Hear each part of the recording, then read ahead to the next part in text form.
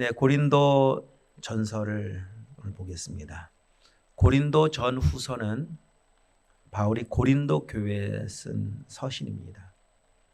이 고린도 교회는 바울이 2차 선교 여행 중에 세워진 교회인데, 고린도라는 지역은 지금 그리스에 있는 항구 도시입니다. 당시 아가야의 중심 도시였었고, 그 시대에 60만 명이나 되는 사람들이 살 만큼 아주 굉장히 큰 도시였습니다. 지금도 대부분 그렇지만 과거에는 더더욱 그랬었습니다. 항구 도시는 다 발달을 했습니다. 무역이, 교역이 이루어졌었기 때문에 그곳에는 많은 경제가 발달을 했었고, 경제가 발달하면서 자연스럽게 사회가 발달을 하고 문화가 발달을 하죠. 또 문제는 뭔가 하면은 그렇게 경제가 발달하고 사회가 발달을 하면서 동시에 세상적으로는 많이 타락합니다. 그래서 도덕적으로, 종교적으로 아주 타락한 도시가 바로 고린도였습니다. 그 지역 안에는 아프로디테라고 하는 신전이 있었고, 그 신전 안에는 몸을 파는 매춘부만 1000명이 넘을 정도로 그 영향력이 고린도 전반적으로 미치다 보니까 고린도 도시 안에는 음란의 영이 가득해서 이런 소고가 생겼습니다. 고린도스럽다. 코린티아지마이라고 하는 말은 고린도스럽다라고 하는 것은 그냥 그 지역이 너무 부패하고 음란해서 그 음란한 도시와 같다. 그런 소고가 생길 정도로 그 도시는, 고린도는 그렇게 악하고 음란한 도시였습니다. 아주 화려했었지만 하나님이 없었습니다. 화려하게 세워진 거대한 신전, 그리고 거대한 원형극장, 바벨탑처럼 쌓여진 아주 즐비한 조형물들이 있었지만은 하나님은 계시지 않았습니다. 오늘 이 시대의 문제가 바로 고린도화 되어져 가는 문제입니다. 사람들의 모든 관심은 온통 돈에 있고 쾌락에 있습니다. 어떻게 하면 잘 먹고 잘 살까? 방송을 열어보면 다 먹는 것밖에 없습니다. 먹는 방송들이 주류를 이루고 대세를 이루고 있습니다. 먹방하는 유튜버들이, 그 구독자들이 얼마나 많은지 모르겠습니다. 타락한 세상의 문제는요, 배부른 만큼 부패합니다. 인간의 죄성은 부귀영화를 만나면서 꽃을 피워요. 현대 부패함은 말로 다 표현을 할 수가 없습니다. 죄가 모든 것을 무너뜨리고 있습니다. 이 사회를 무너뜨리고, 가정을 무너뜨리고, 심지어는 교회까지 무너뜨리고 있는 그런 시대를 살아가고 있습니다. 고린도화 되어져 가는 이 시대를 향해, 이 시대를 살아가는 오늘 우리들이 믿음을 지키고 지키는 것 정도가 아니라 성숙한 신앙이 되기 위해서 필요한 것이 무엇인가? 오늘 바울이 안타까운 마음으로 고린도 교회를 향해 이 서신을 쓰고 편지를 썼던 이 서신이 오늘 우리에게 주시는 서신으로 받아들이며, 어떻게 하면 우리가 이 시대에 믿음을 지킬 뿐더러 승리하는 성숙한 그리스도인으로 세워질 수 있을 것인가? 오늘 함께 좀 나누려고 합니다. 먼저 우리가 그러기 위해서 필요한 것이 무엇인가? 내가 누구인가를 기억해야 합니다. 자, 2절을 다시 한번 보도록 하겠습니다. 2절입니다. 고린도에 있는 하나님의 교회 곧 그리스도 예수 안에서 거룩하여지고 성도라 부르심을 받은 자들과 또 각 처에서 우리의 주 곧 그들과 우리의 주 되신 예수 그리스도의 이름을 부르는 모든 자들에게. 여기 보면 거룩해졌다, 성도라 부르심을 받았다, 예수를 주라 부르게 되었다. 이것이 우리에게 주신 가장 놀라운 은혜요 복입니다. 이건 은혜입니다. 거룩함이 어떻게 거룩해졌습니까? 우리 노력으로 거룩해졌습니까? 아닙니다. 예수 그리스도의 피 흘림으로 말미암아, 대속하신 값으로 말미암아 우리는 거룩해졌습니다. 정죄함이 없는 대상, 정죄함이 없는 존재가 되었습니다. 여기 말씀하신 것까지 성도라 부르심을 받은 자들, 불러주셨기 때문에 성도가 된 겁니다. 불러주셨기 때문에 하나님의 자녀가 된 겁니다. 교회라고 하는 말은 원어를 그대로 표현을 해보면, 풀이해보면 부르심을 받은 자들의 모임입니다. 여기 부르심 받지 않고 올 사람은 아무도 없어요. 하나님이 전부 다 부르셔서 이곳에 모이게 되었고 오게 되었습니다. 은혜입니다. 어떻게 우리가 예수님을 주로 고백하게 되었습니까? 어떻게 우리가 이 놀라운 은혜의 역사를 누리며 살게 되었습니까? 이것이 다 은혜라고 하는 겁니다. 그래서 2절을 말씀드리면 한마디로 우리는 은혜 입은 자다. 너희는 누구냐? 은혜 받은 자다. 우리가 하나님의 은혜 받은 자로 이 땅을 살고 있음을 먼저 기억해야 합니다. 그러면 은혜 받은 자에게 필요한 것이 무엇인가? 3절을 다시 한번 더 봅니다. 시작. 하나님 우리 아버지와 주 예수 그리스도로부터 은혜와 평강이 있기를 원하노라. 하나님의 부르심을 입고 거룩해진 성도에게 필요한 것은, 이 교회에 필요한 것은 바로 은혜와 평강입니다. 그리스도의 십자가로 죄사함 받았기 때문에 거룩함을 입게 된 오늘 우리에게 은혜가 필요 없는가? 아닙니다. 은혜 입은 자에게 은혜는 더욱더 필요합니다. 바울이 서신을 쓰면서 시작하는 인사말에 끝맺음하는 마지막 인사말에 계속해서 반복하고 있는 것이 3절이거든요. 은혜와 평강이 있기를 원하노라. 여러분 왜 이런 말들을 계속 반복했겠습니까? 그냥 관용구였을까요? 형식적인 멘트였을까요? 좋은 말 중에 하나였을까요? 아닙니다. 바울이 이렇게 이 인사말로 시작하고 끝냈었던 것은 이게 너무 중요하기 때문입니다. 성도에게, 교회에게 은혜와 평강이 없이는 성도가 성도로서 삶을 살아갈 수가 없고 교회가 교회될 수가 없습니다. 여러분 은혜 없는 교회가 교회입니까? 평강이 사라져 버렸습니다. 교회입니까? 교회로서 삶을 살아갈 수가 없습니다. 은혜와 평강이 있을 때 그리스도인은 이 부패한 세상에서 그리스도인답게 살 수 있습니다.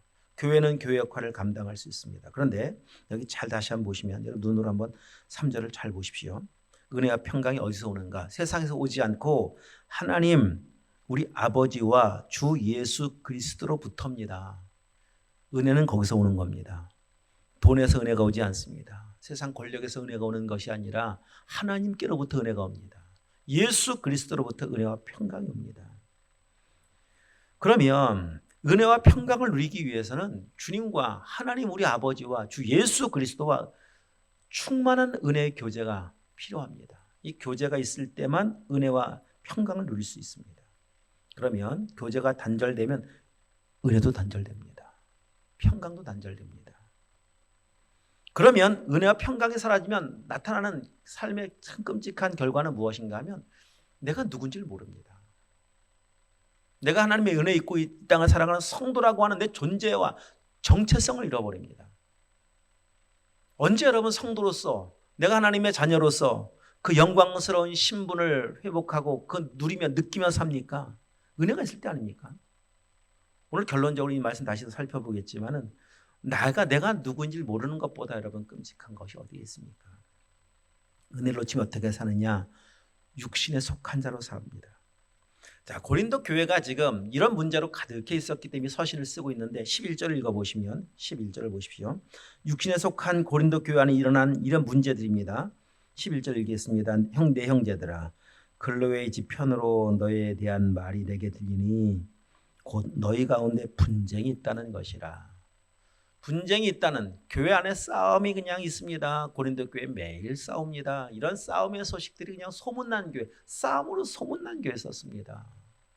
너무 안타까워서 바울이 편지를 썼는데 교회는요 은사가 충만했었습니다. 그런데 은사는 가득했는데 매일 싸워요. 그런 고린도 교회를 향한 바울의 평가는 무엇인가? 바울의 진단은 무엇인가? 자, 3장으로 넘어가 보겠습니다. 3장입니다.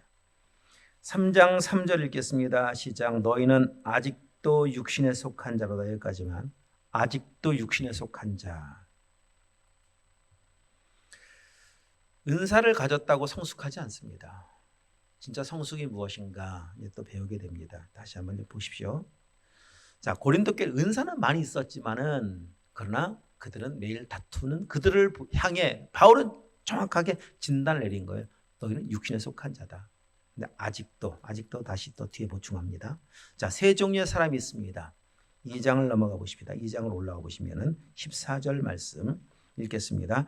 육에 속한 사람은 하나님의 성령의 일들을 받지 아니하나니 이는 그것들이 그에게는 어리석게 보임이요 또 그는 그것들을 알 수도 없나니 그러한 일은 영적으로 분별되기 때문이라. 육에 속한 사람, 세 종류 중에 첫 번째 육에 속한 사람을 소개합니다. 육에 속했다라고 하는 이 말은 아직 거듭나지 못한 사람, 자연인, 구원이 뭔지 전혀 모르는 사람, 하나님의 자녀가 안 된 사람입니다. 이런 사람을 육에 속했다고 말을 하는데 육에 속한 사람들이 어떻게 살아가느냐? 성령의 말씀 일들을 받지 않는다. 성령의 통제를 받지 않습니다. 당연합니다. 그 안에 성령이 없기 때문에, 생명이 없기 때문에 성령의 역사가 그의 삶에 나타나지 않습니다. 아직도 내가 주인이라는 거예요. 그래서 성령의 통제를 받지 못하고 그냥 내 마음대로 살아갑니다. 내가 하고 싶은 대로 살아갑니다. 그게 육에 속한 사람입니다. 그런 사람들이 볼 때는 성령을 따라 살아가는 사람들을 어떻게 바라보느냐? 어리석다고 말을 한다고 말씀드렸죠. 어리석다. 자, 1장 18절 한번 봐요. 1장 18절.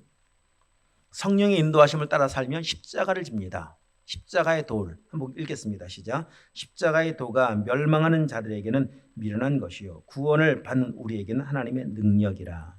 어리석어. 아유, 왜 저렇게 살아? 왜 십자가를 지며 살아? 육에 속한 사람들이 반응하는 태도입니다. 그러나 진짜 구원받은 사람, 성령으로 충만한 사람들은 십자가를 능력으로 여기고 살아갑니다. 차이가 여기 있습니다. 자, 두 번째 부류가 있습니다. 여러분, 나는 어디에 속했는가를 진단해 보십시오. 난 육에 속한 사람 아닌가 한번 돌아보십시오. 내 마음대로 살고 있으면 육에 속한 사람입니다. 두 번째, 3장 1절 읽겠습니다. 형제들아, 내가 신령한 자들을 대함과 같이 너희에게 말할 수 없어서 육신에 속한 자 곧 그리스도 안에서 어린아이들을 대함과 같이 하노라. 자, 고린도 교회는 육신에 속했다고 말씀드렸습니다. 아직도 육신에 속한 자로다. 너희는 육신에 속한 자라고 진단을 받았습니다. 그럼 육신에 속한 자가 뭐냐 도대체? 3장 1절. 구원은 받았지만 어린아이. 육신에 속한 자 곧 그리스도 안에서 어린아이들을 대함과 같이 하노라. 아직 성장하지 못한 어린아이, 젖먹이. 그래서 2절에 보니까 내가 너희를 저주로 먹이고 바보로 아니하였노니 이는 너희가 감당하지 못함이었거니와 지금도 못하리라. 젖만 먹으면 아이죠. 아이가 자라면 다 키워보신 경험이 있어 알지만은 젖 먹다가 이유식 먹다가 밥을 먹잖아요.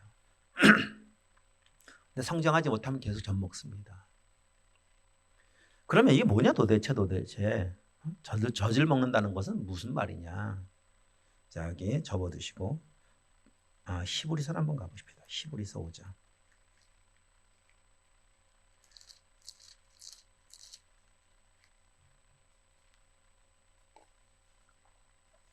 13절 14절 정확하게 여기 말씀해주고 있습니다. 젖 먹는 게 뭐냐?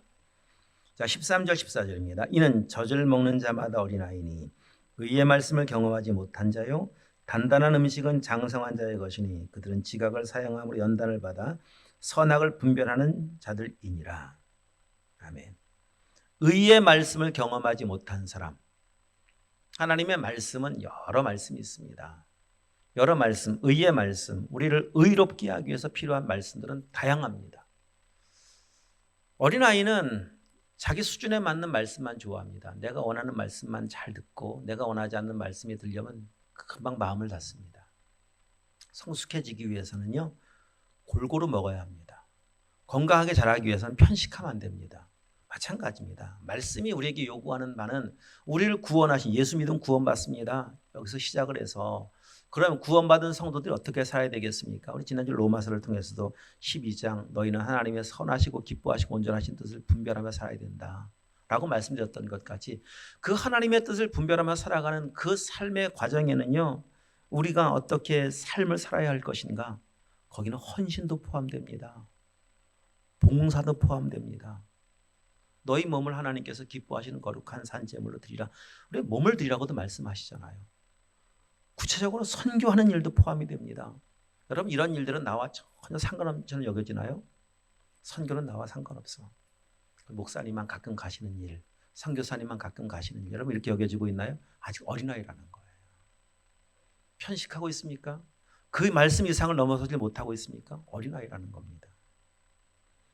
성숙한 사람은 다 먹습니다. 다 받습니다. 아멘. 십자가의 도가 아멘. 내가 저희들 십자가 나를 자기를 부인하고 자기 십자가 가지고 나를 따라와라 아멘 하며 주의 말씀 붙들고 주의 선하신 뜻을 따라 살아가는 사람이 된 것이 성숙함이라고 말씀하고 있습니다. 자, 성숙함, 미숙한 어린아이, 영적 어린아이의 특징입니다. 젖만 먹고 편식하며 말씀을 골고루 받지 못하는 사람. 자, 다시 본문 와서 보시면 한 가지 더 말씀하고 있습니다. 영적 어린아이의 특징 3절 너희는 아직도 육신에 속한 자로다. 너희 가운데부터 시작. 너희 가운데 시기와 분쟁이 있으니 어찌 육신에 속하여 사람을 따라 행함이 아니리요. 시기와 분쟁입니다. 아이의 특징은 시기하고 분쟁하며 살아갑니다. 지금 고린도 교회가 영적인 어린아이라고 진단한 이유가 여기 있습니다. 아까 읽어봤잖아요. 1장 11절을. 그냥 들려오는 소문이 싸움이에요. 싸움. 분쟁이 끊이질 않습니다. 교회 안에 은사는 참 많은 것 같아 보이는데 그것으로 성숙과 미숙을 결정하는 척도가 아니라 너희가 싸우고 있다면 아직도 어린아이이기 때문이다. 자, 그러면 이제 성숙과 더 비교를 해보시면 더 분명해질 겁니다. 성숙한 사람은 누구냐? 자, 다시 본문 와서 보십시다. 2장 15절 말씀입니다. 2장 15절. 고린도전서 2장 15절 시작. 신령한 자는 모든 것을 판단하나 자기는 아무에게도 판단을 받지 아니하느니라. 아까 우리 읽었던 히브리서 5장 13, 14절 말씀에 보면 단단한 음식은 장성한 자의 것이니 그리고 그 다음 그들은 지각을 사용함으로 연단을 받아 선악을 분별하는 자들 이렇게 읽었던 거 기억이 나십니까? 분별입니다. 분별. 여기 지금 나와 있는 것 같이 판단을 받지 않는다. 모든 것을 판단하나 사람에게 판단받는 것이 아니라 하나님의 뜻을 분별하며 살아간다 이 말입니다. 성숙한 사람은 하나님의 뜻을 분별할 줄 아는 사람이에요. 자녀들도 그렇지 않습니까? 부모의 마음을 헤아린다. 그 자녀가 이제 철이 들었다 이렇게 표현을 합니다. 나이가 들어도 철 못 든 자녀들이 얼마나 많습니까? 부모의 마음을 모릅니다. 아직도 어린 거예요. 미숙한 거예요. 교회 안의 성도 중에서도 성숙한 성도가 어떤 성도겠습니까? 목회자의 마음을 헤아릴 줄 아는 성도입니다. 목사님이 지금 어떤 마음이실까? 내가 이렇게 행동하면, 내가 이렇게 반응하면 어떤 마음이실까? 성숙한 성도입니다. 성숙한 성도가 되어야 합니다. 자, 하나님의 뜻을 분별할 때 그 그리스도인이 성숙해지는 겁니다. 그리고 그때로 살아가는 모습입니다.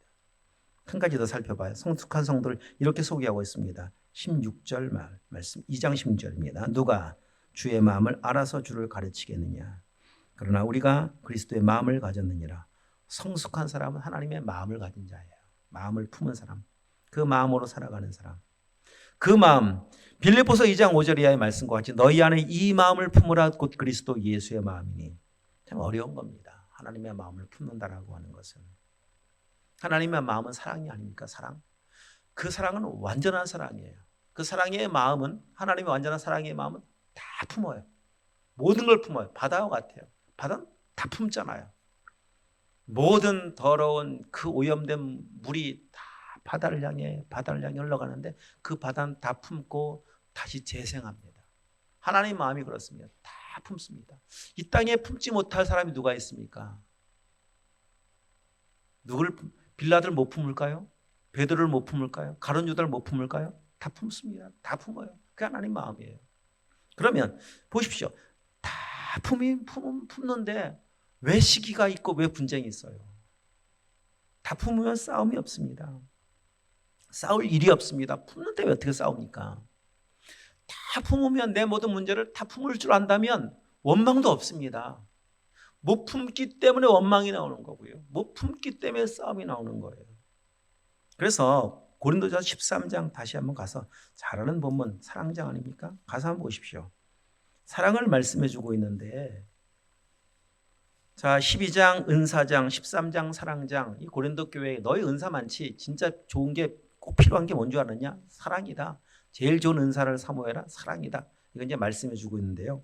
13장 자라는 우리의 4절부터 한번 보시면 한번 4절 한번 읽어볼까요? 사랑은 오래 참고 사랑은 온유하며 시기하지 아니하며 사랑은 자랑하지 아니하며 교만하지 아니하며 계속 7절까지 읽어봅시다. 무례히 행하지 아니하며 자기 유익을 구하지 아니하며 성내지 아니하며 악한 것을 생각하지 아니하며 불의를 기뻐하지 아니하며 진리와 함께 기뻐하고 모든 것을 참으며 모든 것을 믿으며 모든 것을 바라며 모든 것을 견디느니라. 이러면 싸울 일 있나요? 이런 사랑이 진짜 있으면 싸울 일 있나요? 오래 참는데 싸우나요? 오래 못 참으니까 싸우는 거 아닙니까? 모든 걸 못 견디니까 싸우는 거 아니겠습니까? 10번 참았어요. 얼마나 10번을 참는 게 어렵게 참았는데 나를 계속 긁어? 나를 자꾸 건드려? 11번째 못 참으면 싸우는 거예요. 여러분 잘 보시면 지금 4절 말씀 읽었던 내용에 보면 사랑은 온유하며 시기하지 아니하며 이런 말씀 나와 있죠. 시기하지 않는다. 사랑은 시기하지 않습니다. 다시 오늘 본문 와서 보십시오. 자, 3장을 와서 한번 보세요. 3장 3절을 읽었던 말씀을 보시면 육신에 너희는 아직도 육신에 속한 자로다. 너희 가운데 시기와 분쟁이 있으니 나와 있죠. 그죠? 시기와 분쟁. 그러면 시기라고 하는 것은 다른 사람이 잘 되는 것에 대한 셈이잖아요. 나보다 나은 것에 대한 질투잖아요. 이게 시기 아닙니까? 시기가 있다. 그것 때문에 분쟁하는 건데 시기가 있다는 말은 뭐가 없다는 건가 하면 동시에 뭐가 없는 거예요? 읽었잖아요. 그죠? 그러면 맞아요. 아직 시기가 남아서 시기가 왕성하게 지금 작용하고 있다는 것은 또 다른 표현으로 한다면 사랑이 없는 거예요. 교회 안에 사랑이 없다 보니 그냥 성도끼리 싸움 시기합니다. 성도끼리 질투합니다. 샘냅니다. 그것 때문에 그냥 막 뒤에서 그냥 계속 막 이렇게 그냥 뭐 뒷담화를 하고 분쟁하고 싸우고. 여러분 시기와 분쟁이 언제 사라지겠습니까? 그러면은 내가 다른 사람보다 나아서 시기가 사라지는 것은 시기가 사라진 게 아니에요. 더 많이 가져야지. 더 잘 돼야지. 그래서 시기가 사라질 수도 있겠지만 이게 시기가 사라진 거예요? 아닙니다. 진짜 시기가 사라지는 것은 사랑으로 채워지면 사라져요. 아멘인가요? 나보다 더 잘 됐는데 거기서 사랑이 채워져야 시기하지 않을 때 진짜 시기가 사라진 거잖아요. 더 잘된 사람을 바라보면서. 그런데 이 세상에서는 그런 경우가 참 너무 어렵지 않습니까? 그런 사랑이 가능한 분이 누굽니까? 부모는 가능해요. 부모는 자식 잘 되는 것 때문에 시기하나요? 자식 잘 되는 게 너무 행복한 일, 고마운 일 아니겠습니까? 교회 안에 그런 정도의 사랑만 있으면 교회는 진짜 천국 아니겠습니까? 안타깝게도 보십시오. 고린도 교회를 향한 진단입니다. 이 고린도 교회만의 문제인가 한번 보십시다. 4장을 한번 가서 4장 15절 말씀을 보시면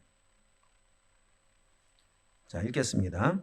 그리스도 안에서 1만 스승이 있으되 아버지는 많지 아니하니 그리스도 예수 안에서 내가 복음으로써 너희를 낳았습니다. 이 고린도 교회예요. 1만 스승이 있어요. 스승은 똑똑한 사람들입니다. 가르치는 사람들입니다. 가르치기만을 좋아하지 아버지는 없어요. 헬라 문화권 속에 많이 배운 사람들, 돈 많으니까 많이 배웠겠죠. 가방끈이 굉장히 길었을 겁니다. 적어도 사람들의 수준이 대학 이상의 저 서울의 강남의 어떤 교회를 가보면은 거기는 성도들의 수준이 대부분 박사래요. 다 대학원 졸 이상이래요. 얼마나 수준이 높습니까? 이런 교회들 있다고 그러더라고요. 아마 고린도 교회도 그랬을 겁니다. 돈이 많습니다. 헬라 문화권 속에 있습니다. 철학이 발달한 그런 흐름 속에서 사람들의 배움이 얼마나 컸었는지 아는 것 많다 보니 다 선생님들이에요. 아는 것 많은 사람들이 모인 그곳에 얼마나 많은 시기가 있었을 것이고 얼마나 많은 다툼이 있었겠습니까? 근데 문제가 뭡니까? 아버지가 없는 아버지가. 사랑으로 품어줄 수 있는 사람이 없어요. 교회 가는 게 재미가 없습니다. 긴장을 해야 돼요.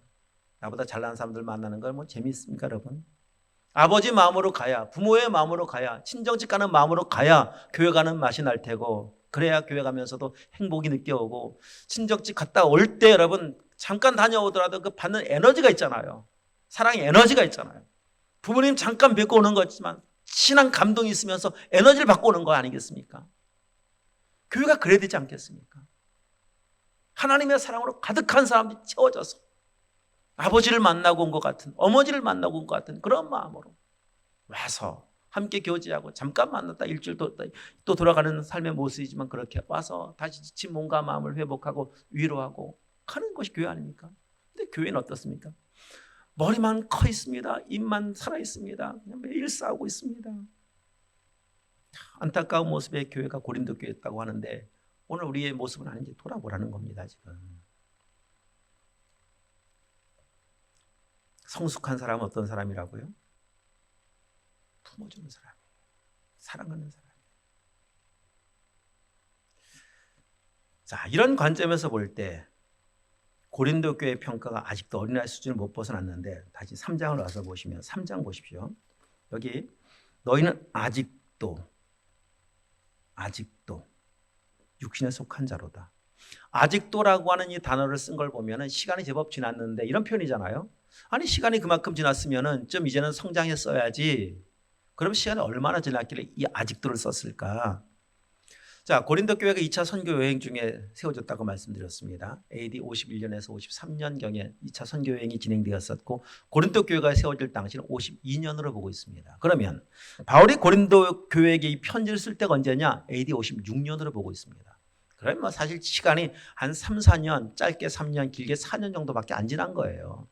아니 3, 4년밖에 안 지났는데 아직도 어린아이냐? 이 말하는 게 너무 심한 거 아닌가? 너무 과한 거 아닌가? 아니 3, 40년도 아니고 3, 4년밖에 안 됐는데 우리 그렇게 생각할 수 있습니다. 아니 3, 4년이면 교회가 세운 지 3, 4년이면 개척교회지. 개척교회에 우리가 생각하는 개척교회는 뭐 기간이 짧다든지 아니면 교회 성도의 숫자가 굉장히 적다든지 재정적으로 아직 자립이 안 됐다든지 그런 개척교회라고 말을 합니다. 기간이 10년 지나도요, 20년 지나도요, 교회 성도 숫자가 작으면 개척교회라고 말을 해요.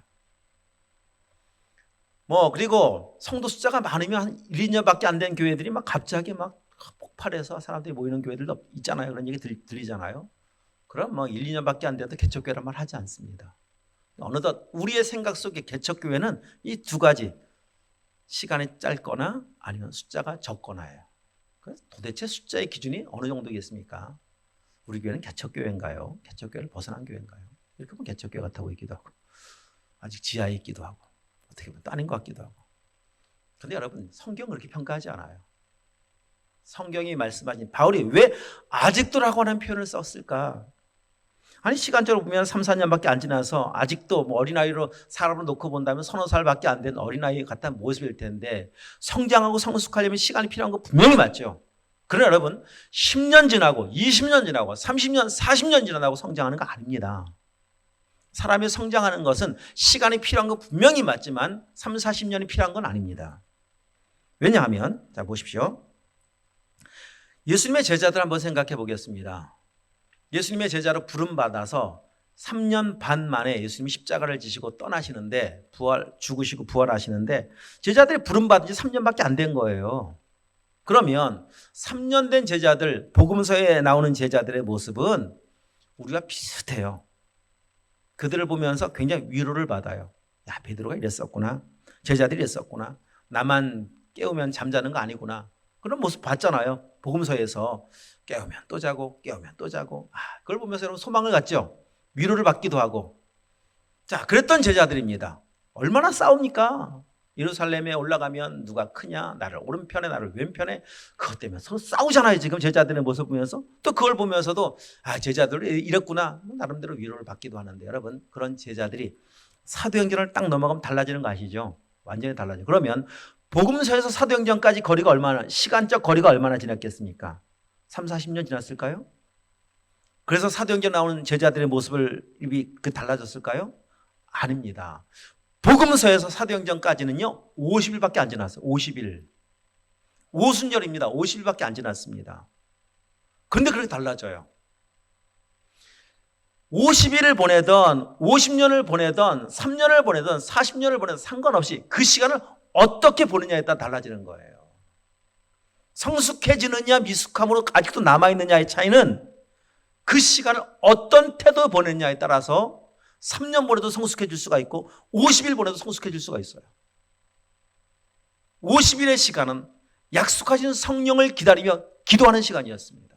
전적으로 기도하는 시간이었습니다. 오직 하나님 한 분만 바라보았습니다. 그 시간이 50일이에요. 그 50일이 지나고 난 뒤에 달라지는 거예요. 자, 바울을 보십시오. 다메섹으로 가던 바울이 부름받죠.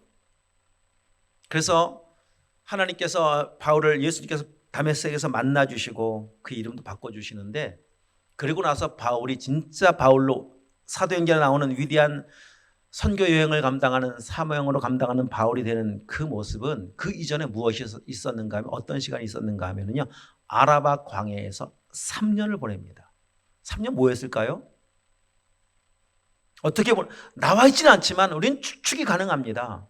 3년 동안 온전히 하나님을 바라본 시간이에요. 정말 주님의 은혜에 감격하여 나 같은 죄인 불러주신 그 은혜에 감격하여 주님과 교제하고 말씀 앞에 서고 기도하며 보냈던 3년 시간이 딱 지나고 나니까요, 누가 가라 말라 하지도 않았는데 그는 부름받아 선교의 사명을 감당하며 1차, 2차, 3차 선교 여행을 떠나고 그로 30년 바울의 삶은 완전한 사명의 사람으로 위대하게 사명 감당하잖아요. 성숙해지는데 시간 필요한 거 분명히 맞지만 그냥 시간만 흘러간다고 절대 성숙해지지 않습니다. 어떤 태도로 그 시간을 보내는가, 그렇게 중요한 거예요. 그럼 어떤 태도여야 되느냐? 주님과의 교제입니다. 자, 1장 다시 한번 와서 보시면 9절 읽겠습니다. 9절 잘 보십시오. 다 함께 읽겠습니다. 시작. 너희를 불러 그의 아들 예수 그리스도 우리 주와 더불어 교제하게 하신 하나님은 미쁘시도다. 할렐루야. 우리를 부르신 목적이 어디 있느냐? 교제케 하시기 위해서. 자, 우리 접어드시고 마가복음 3장도 한번 갔다 오도록 하십시다. 마가복음 3장.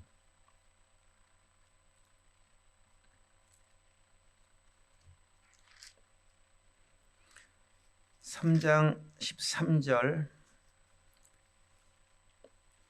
자, 부르신 목적이 여기서 분명히 말씀하시는데 13절, 14절 읽겠습니다. 또 산에 오르사 자기가 원하는 자들을 부르시니 나온지라 이에 12를 세우셨으니 이는 자기와 함께 있게 하시고 또 보내사 전도도 하며 자기와 함께 있게 하시려고 오늘 1장 9절의 말씀대로 한다면 불러 교제케 하시려고 부르심의 첫 번째 목적은 여기에 있습니다.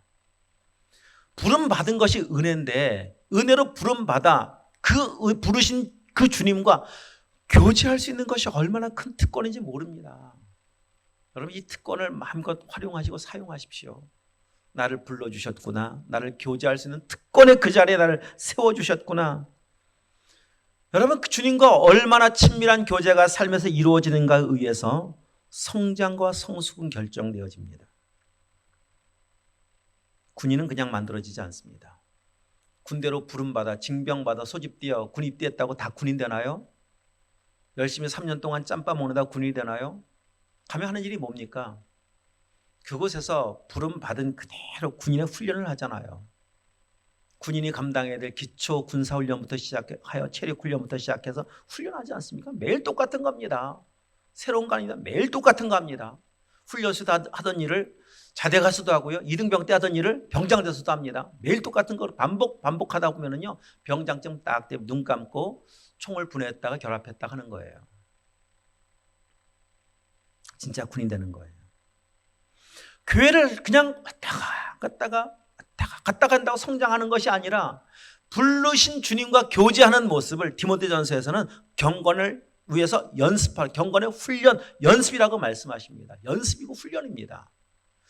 주님과의 친밀한 경건의 훈련과 연습이 우리의 삶에 온전히 이루어지는 그 시간만큼, 그 훈련만큼 하나님 앞에서 성장하기 시작하고 성숙해지기 시작해요. 그것 아니면 없습니다. 그것 아니면 되지 않습니다. 내가 있어야 될 자리가 어딘가? 주님과 교제하는 자리에 가장 우선된 자리입니다. 주님과 교제하는 것이 가장 삶의 우선순위입니다. 이런 말이 있습니다. 못생긴 나무가 산을 지킨다. 잘생긴 나무는 어디가 있느냐? 다 뽑혀갔어요. 부자 정원수로 다 뽑혀가 버리고 말았어요.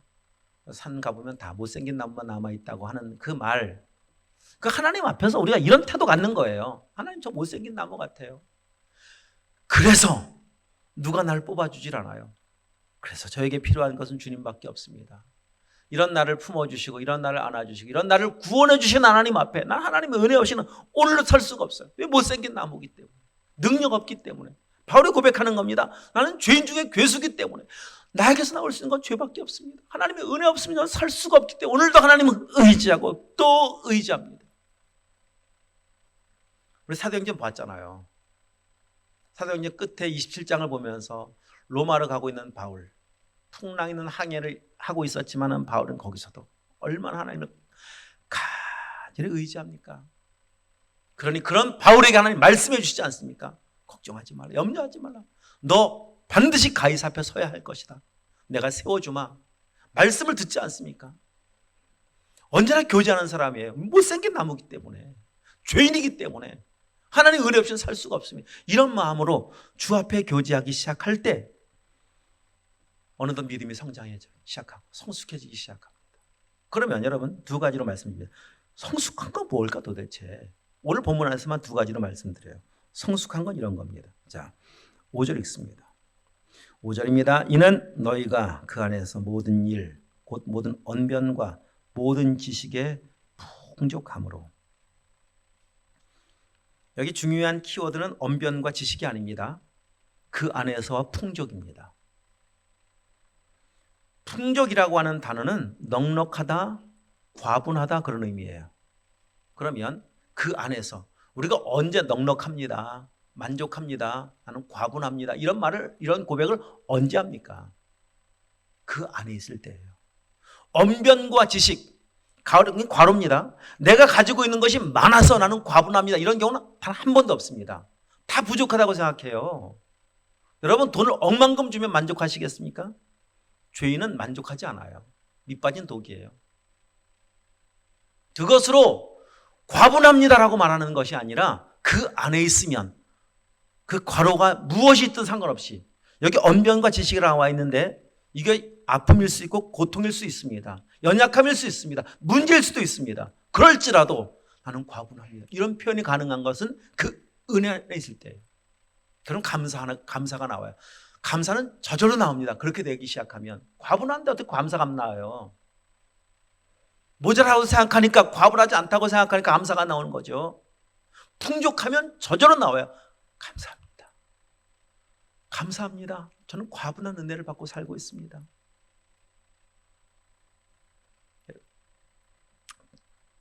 그런 고백이 있나요, 여러분? 다윗이 시편 23편을 썼습니다. 잘 알고 있죠? 여호와는 나의 목자이십니다. 저는 부족하지 않습니다. 이게 진짜 부족하지 않을 때인가? 환경적으로 볼 때? 부족하지 않을 때 이 시편 썼나요? 아니지 않습니까? 그가 처한 환경은요, 사망의 음침한 골짜기예요. 사울이 얼마나 자기를 죽이려고 군대를 이끌고 쫓아다니는, 그래서 광야입니다. 광야. 먹을 것도 없습니다. 참 추위를 피할 곳도 없고 더위를 피할 곳도 없는 그 광야에서 한시 앞이 보장이 안 된 그 끔찍한 광야를 살아가면서 바울이 이 고백할 수 있었던, 고백이 가능했었던 이유는 하나님과 친밀한 교제 때문이에요.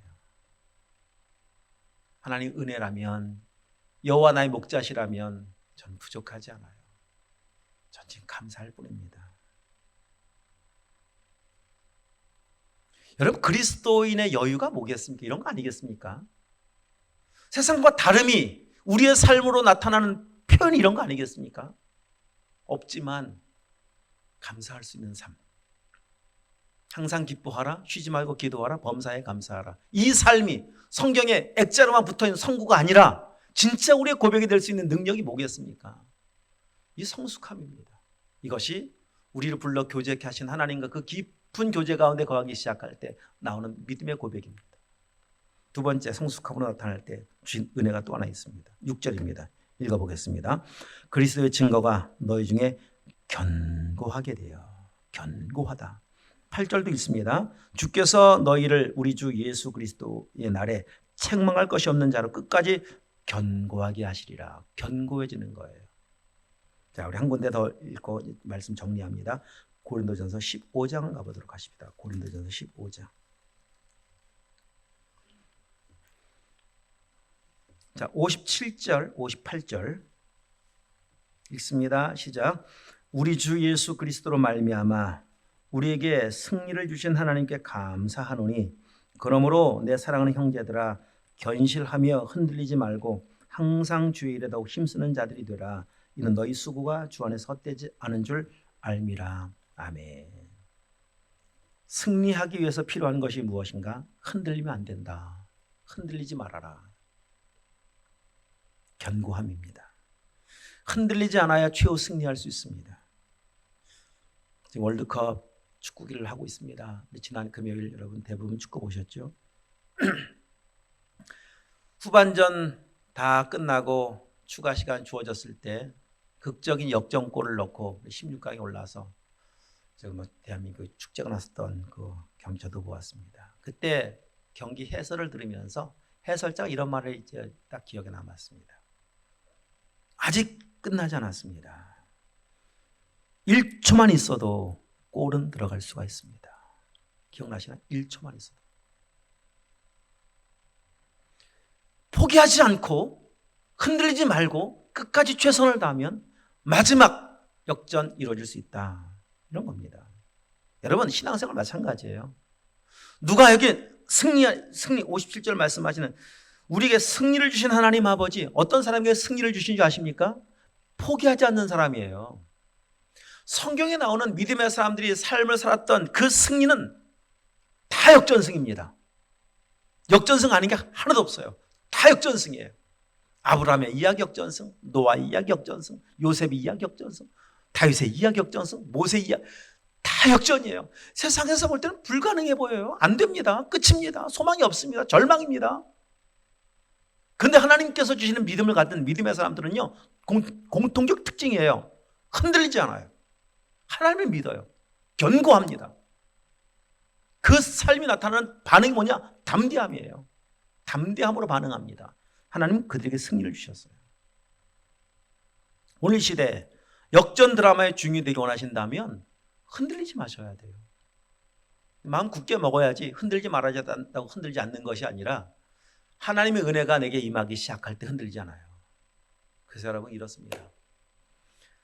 정말 하나님 앞에 나와서 겸손하게 예배하고 기도하고 이 새벽 찬바람을 뒤로 한 채 주님 앞에 나와서 새벽을 깨워 기도하기 시작할 때 그곳에서 그 기도의 자리에서 나를 향하신 부족함이 없는 하나님의 사랑을 만나게 되어져요. 아, 하나님의 사랑이 너무 크구나.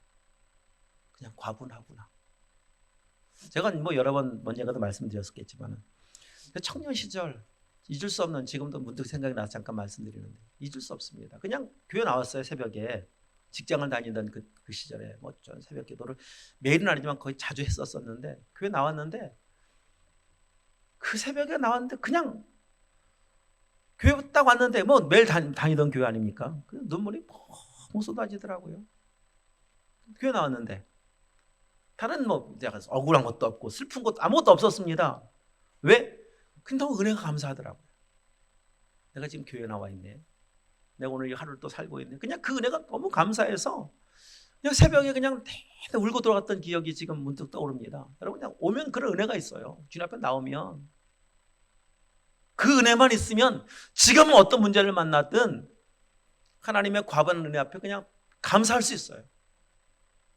이게 승리입니다. 이 승리가 우리 가운데 있어야 되지 않겠습니까? 말씀을 한번 펴보십시오. 여러분 답답하면 힘드시면 말씀을 펴보시면 말씀을 붙잡을 때 우리는 흔들리지 않는 담대한 믿음, 견고한 믿음이 생기기 시작하는 거예요. 성경은 우리에게 위로를 주시는 담대함을 갖게 하시는 말씀들이 얼마나 많습니까? 다 그런 말씀들이잖아요. 성탄절을 지금 맞이하는 대림절을 보내고 있습니다. 이 땅에 오신 예수님의 이름을 임마누엘이라고 소개해 주고, 임마누엘 마태복음 1장에 보면 임마누엘의 뜻이 뭔지 아시죠? 우리와 함께 하신다. 나와 함께 하고 계시지. 여기 사실 믿어져 보십시오. 뭐가 두려워요? 예수님 부활 승천하시면서 내가 세상 끝날까지 너와 함께 하마. 여러분 이 말씀을 정말 믿어져 보신다고 생각해 보십시오. 뭐가 두려워요? 말씀을 펴보시면 담대함이 생겨요. 그래서 우리와 더불어 교제케 하시는 그 주님 앞에 서기 시작할 때 잃었던 은혜를 회복할 수가 있고 잃었던 믿음을 회복할 수가 있습니다. 그럼 승리하는 삶 살아가는 겁니다. 우리 성숙함이 우리 모든 성도들 가운데 있어서 정말 하나님께서 주시는 위대한 승리가 우리의 삶으로 나타나는 온전한 그리스도인 우리 모든 성도들 다 되실 수 있게 주님을 축복합니다. 기도하도록 하겠습니다. 하나님 아버지,